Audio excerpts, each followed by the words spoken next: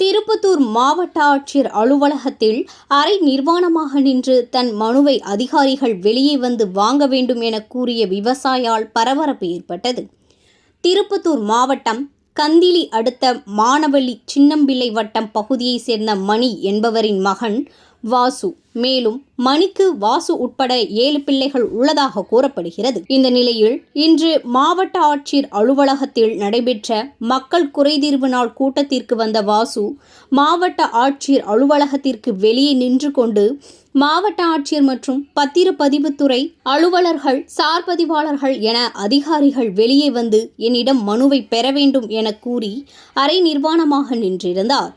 மேலும் இது தொடர்பாக அவர் மனுவில் குறிப்பிட்டிருந்ததாவது, தன்னுடைய அப்பா மணிக்கு சொந்தமாக நாற்றம்பள்ளி அடுத்த கத்தாரி கிராமத்தில் 15 கோடி மதிப்பிலான 7 ஏக்கர் விவசாயம் நிலம் உள்ளதாகவும், அந்த 7 ஏக்கர் நிலத்தில் மணி விவசாயம் செய்து வந்ததாக கூறப்படும் நிலையில் மணியின் பிள்ளைகளான கௌதம், கதிர்வேல் ஆகிய இருவரும் மணி மற்றும் அவருடைய மனைவி இருவரிடம் கையெழுத்து வாங்கி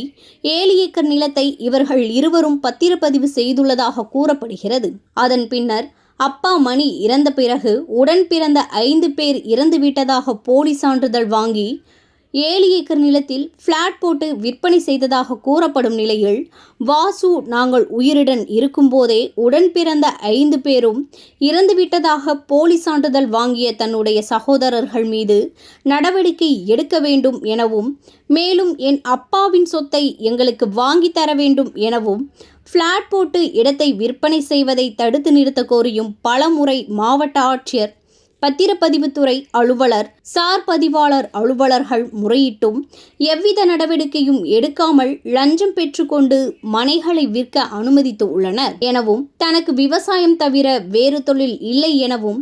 எனவே நான் குடும்பத்தோடு தற்கொலை செய்து கொள்கிறேன். இதற்கு காரணம் மாவட்ட ஆட்சியர், பத்திரப்பதிவுத்துறை அலுவலர்கள், சார் பதிவாளர்கள் உள்ளிட்ட அதிகாரிகளே காரணமானவர்கள் எனவும், நாங்கள் குடும்பத்துடன் இறந்த பிறகு எங்கள் கண், இருதயம் மற்றும் மற்ற உறுப்புகளை ஏழை எளிய மக்களுக்கு டிஜிபி முன்னிலையில் கொடுக்க வேண்டும் எனவும், எங்கள் குடும்பத்தின் சடலத்தை தங்கள் டிஜிபி முன்னிலையில் அடக்கம் செய்யுமாறு, தங்களின் அடக்கத்திற்கு மாவட்ட ஆட்சியர் வரக்கூடாது எனவும், டிஜிபி முன்னிலையில் எங்களின் இறுதி அடக்கம் நடைபெற வேண்டும் எனவும், இதுவே கடைசி கடிதம் எனவும் அனைத்து அரசியல்வாதிகளும் பத்திரிகை நிருபர்களும் எங்கள் குடும்ப சவசடங்கிற்கு வந்து தமிழ்நாட்டில் உள்ள அனைத்து தரப்பு மக்களும் தெரியப்படுத்த வேண்டும் எனவும் அந்த மனுவில் குறிப்பிடப்பட்டிருந்தது. மேலும் உடன் பிறந்தவர்களை இறந்துவிட்டதாக கூறி போலி சான்றிதழ் வாங்கி சொத்தை அபகரித்த சகோதரர்கள், இது குறித்து நடவடிக்கை எடுக்காத அதிகாரிகள் வெளியே வந்து மனுவை பெற வேண்டும் என விவசாயி அரை நிர்வாணமாக நின்ற சம்பவம் மாவட்ட ஆட்சியர் அலுவலகத்தில் பெரும் பரபரப்பை ஏற்படுத்தியுள்ளது.